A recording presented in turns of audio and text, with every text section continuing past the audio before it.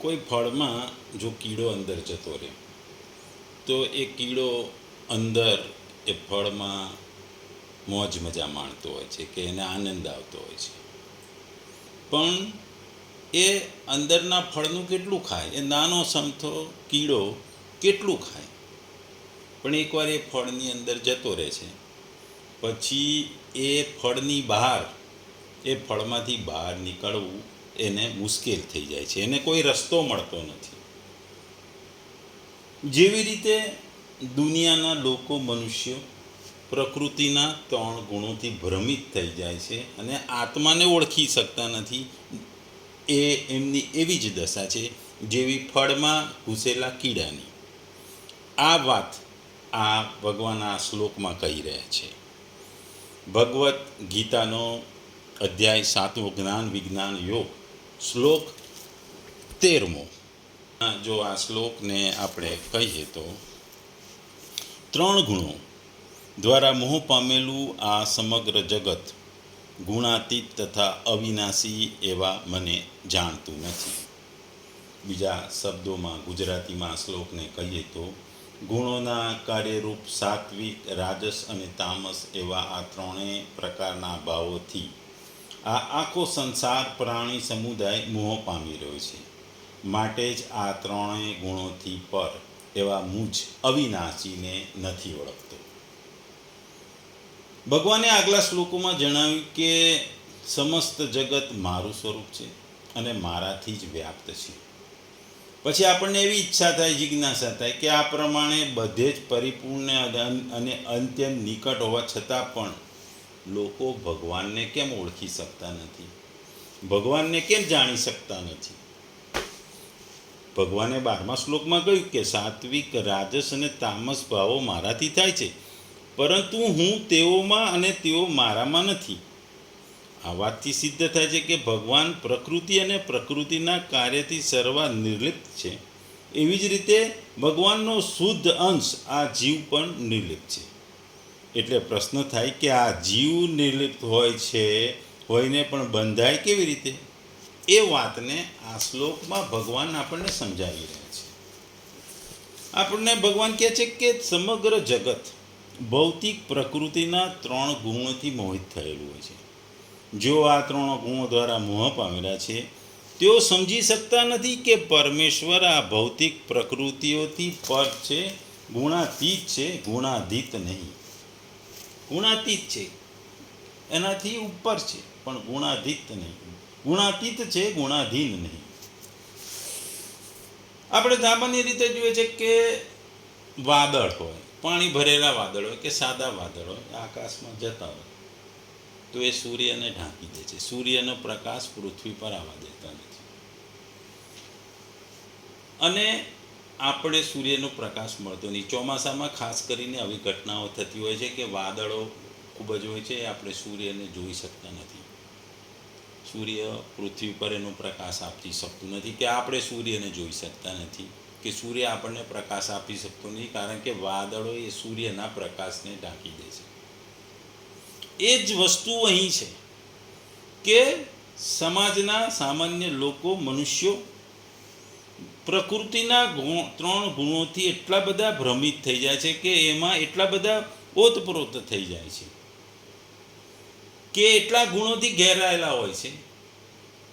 જેમ વાદળોથી ઘેરાયેલા હોય છે, એમ વાદળોથી જે સૂર્યનો પ્રકાશ આવતો નથી, તેમ આ 3 ગુણોથી ઘેરાયેલો પ્રભાવિત મનુષ્ય પોતાના આત્માને જોઈ શકતો નથી, પોતાના આત્માને નથી ઓળખી શકતો. જેમ વાદળો સૂર્યને રોકીને સૂર્યને આ પ્રકાશ કે સૂર્યનો પ્રકાશ આપણા સુધી પહોંચવા નથી દેતા, કે સૂર્ય આપણને દેખાતો નથી. એટલે આ શ્લોકનું મુખ્ય તાત્પર્ય એ છે કે જે પાછલા શ્લોકોમાં ભગવાને જે ભાવોનું વર્ણન કર્યું એ જ ત્રિવિધ ભાવોથી જગત મોહિત થઈ રહ્યું છે. એમ જણાવ્યું કે ત્રિભી અને ગુણમય વિશેષણથી જણાવ્યું કે બધા જ ભાવો એટલે કે પદાર્થો 3 ગુણો પ્રમાણે 3 ભાગોમાં વહેંચાયેલા છે અને ગુણો જ વિકાર છે. તેમજ જગત શબ્દથી સમસ્ત સજીવ પ્રાણીઓ લક્ષિત છે, કારણ કે નિર્જીવ પદાર્થો મોહિત થાય છે એમ તો કહી શકાય નહીં. તેથી જ ભગવાનના કહેવા પ્રમાણે કે જગતના બધા જ દેહાભિમાની પ્રાણી કે મનુષ્ય પણ પોતપોતાના સ્વભાવ, પ્રકૃતિ અને વિચાર પ્રમાણે અનિત્ય અને દુઃખપૂર્વક એવા આ ત્રિગુણમય ભાવોને જ નિત્ય અને સુખ હેતુ સમજી એમનામાં કલ્પિત રમણીયતા અને સુખરૂપતાના માત્ર બાહ્ય ચળકાતને લીધે જીવનમાં પરમ આનંદ લેવાનો અને પરમ લક્ષ્યને ભૂલી જાય છે અને ભગવાનના ગુણ, પ્રભાવ, તત્વ, સ્વરૂપ અને રહસ્યના ચિંતન અને જ્ઞાનથી દૂર ભાગે છે, વિમુખ થઈ જાય છે અને વિમુખ થઈને વિપરીત ભાવના અને અસંભાવના કરીને અશ્રદ્ધા ઊભી કરે છે. ત્રણેય ગૃહોના વિકારોમાં રચ્યા પચ્યા રહેવાને કારણે તેઓની વિવેક દ્રષ્ટિ એટલી બધી સ્થૂળ થઈ ગઈ હોય છે કે તેઓ વિષયોનો સંગ્રહ કરો, તેઓને ભોગવવા એ જ જીવનનું લક્ષ્ય માને છે. જીવનના સાચા લક્ષ્ય અને કર્તવ્યને સમજી શકતા નથી. એટલે ભગવાન કહે છે કે આ ત્રણ ગુણો પ્રકૃતિના ત્રણ ગુણો મનુષ્યને મોહિત કરી દે છે. એટલે મનુષ્ય મોહિત થઈ જાય છે. એટલે એ પોતાને સર્વસ્વ માને છે, પોતાને પરમાત્માનો અંશ માને છે. એ પોતે જગતનો દ્રષ્ટા સમજે છે અને તે પોતે અંશી પરમાત્મા તરફ ન જોતા ઉત્પન્ન અને નષ્ટ થવાળી વૃત્તિઓ સાથે પોતાનો સંબંધ માને છે. એટલે ભૌતિક વસ્તુઓ સાથે સંબંધ માને છે. આ જ કારણે એને મોહિત થઈ જવું કહેવાય છે. અને આ રીતે મોહિત થવાને કારણે મારો પરમાત્માની સ્થિત્ય સાથે સંબંધ છે એને સમજી શકતો નથી. અહીં જગત જીવાત્માનો વાચક છે. નિરંતર પરિવર્તનશીલ શરીર સાથે તાદાત્મ્ય થવાને કારણે જ આ જીવ જગત એવા નામે કહેવામાં આવે છે. કહેવાનો મતલબ એ છે કે શરીરના જન્મવામાં પોતાનું જન્મવાનું, શરીરના મરવામાં પોતાનું મરવાનું, અને શરીરના બીમાર થવામાં પોતાનું બીમાર થવું અને શરીરનું સારું સ્વસ્થ થવામાં પોતાનું સ્વાસ્થ્ય થવાનું માની લે છે. આનાથી એ જગત એવા નામે કહેવાય કે જ્યાં સુધી એ શરીર સાથે પોતાને તાદાત્મ્ય માનશે ત્યાં સુધી એ જગત જ રહેશે, અર્થાત જન્મતો મરતો રહેશે અને ક્યાંય પણ સ્થાયી થશે નહીં. એ 80 લાખ યોનિઓમાં ગોળ ગોળ ફરતો રહેશે. ગુણોની ભગવાન સિવાય અલગ સત્તા માનવાથી જ પ્રાણી મોહિત થાય છે અને જો તે ગુણોને ભગવત રૂપે માને તો કદી મોહિત થઈ શકતો નથી. ભગવાન આગળ આ શ્લોકમાં કહે છે કે ત્રણેય ગુણોથી પર એવા મને અવિનાશીને જાણતા નથી. કહેવાનો મતલબ છે કે ભગવાન કહે છે કે તે વિષયોમાં ફસાયેલા રહે છે, ભૌતિક સુખોમાં અટવાયેલા રહે છે અને મોહિત થયેલા મનુષ્યની વિવેક દૃષ્ટિ ત્રણ ગુણોના વિનાશશીલ વર્તુળથી આગળ જતી નથી. તેથી તેઓ આ બધાથી સર્વથા અતીત અવિનાશી એવા મને ઓળખી શકતા નથી, મને જાણી શકતા નથી, મારામાં કોઈ રચ્યા પચ્યા રહેતા નથી.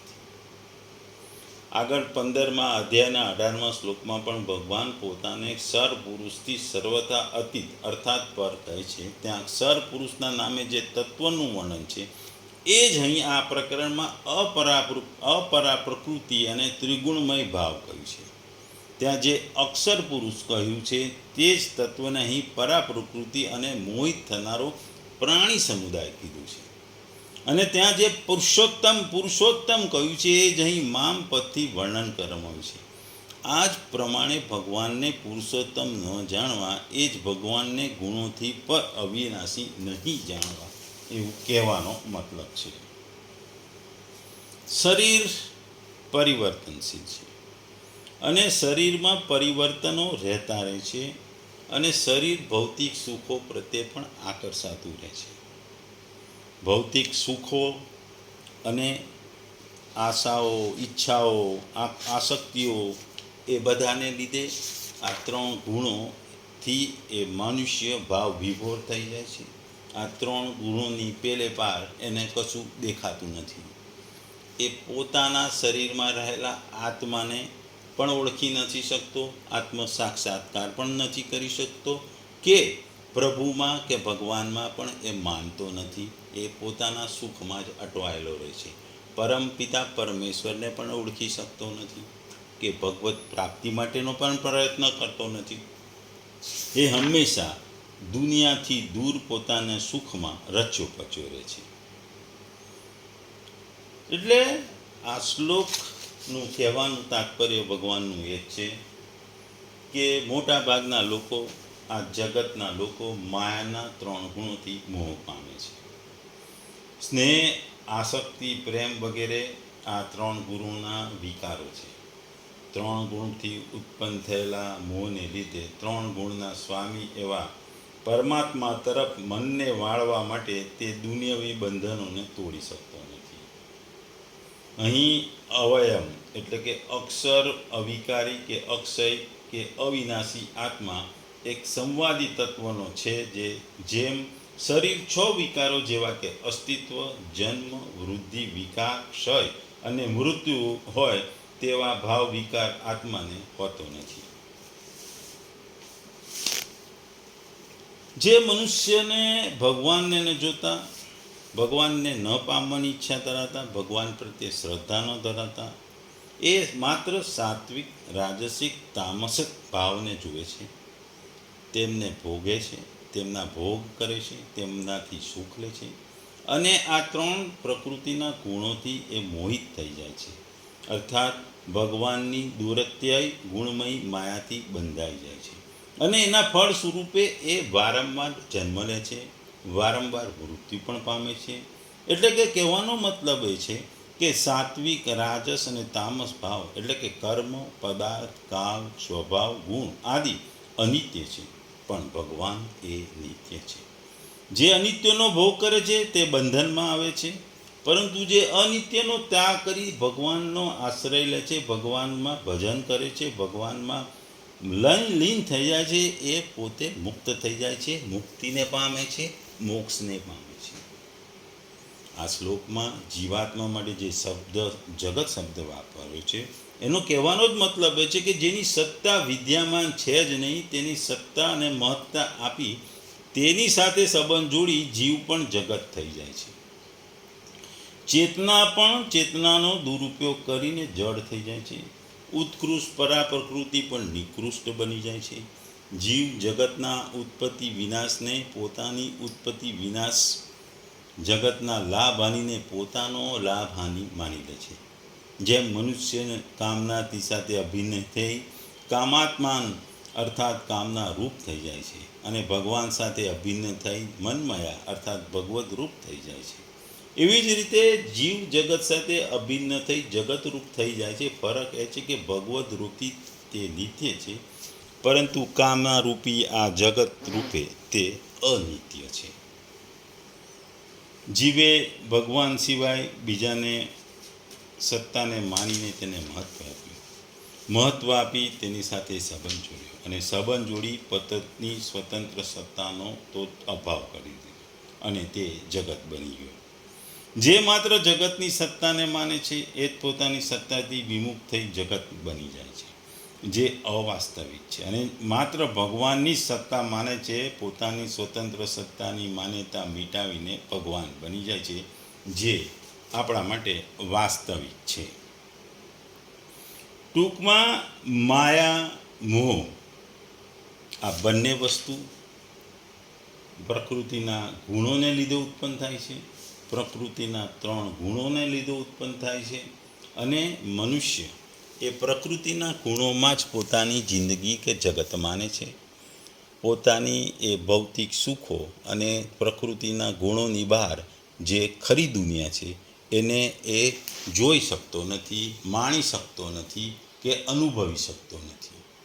એટલે ભગવાને આ શ્લોકમાં એ જ કીધું છે કે સંપૂર્ણ જગત ત્રિગુણમય ભાવથી મોહિત થઈ જાય છે અને આ મોહિત થયેલું પ્રાણી સમુદાય જે મોહ પામેલો છે એ મને એટલે કે જે આ 3 ગુણોથી પર છે, ગુણાતીત છે એવા ભગવાનને અવિનાશીને ઓળખી શકતો નથી કે સમજી શકતો નથી કે જાણી શકતો નથી.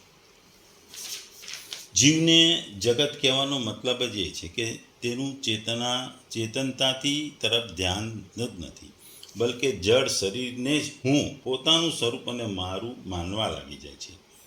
જીવ સ્વરૂપથી નિર્ગુણ તથા અવયવ હોવા છતાં પણ જગત થવાને કારણે સાત્વિક રાજસ તામસ ગુણોથી બંધાઈ જાય છે.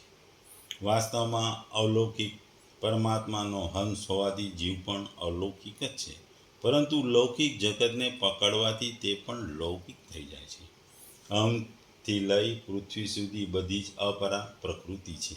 તેથી જ પૃથ્વી જળ છે એમ અહમ પણ જળ છે.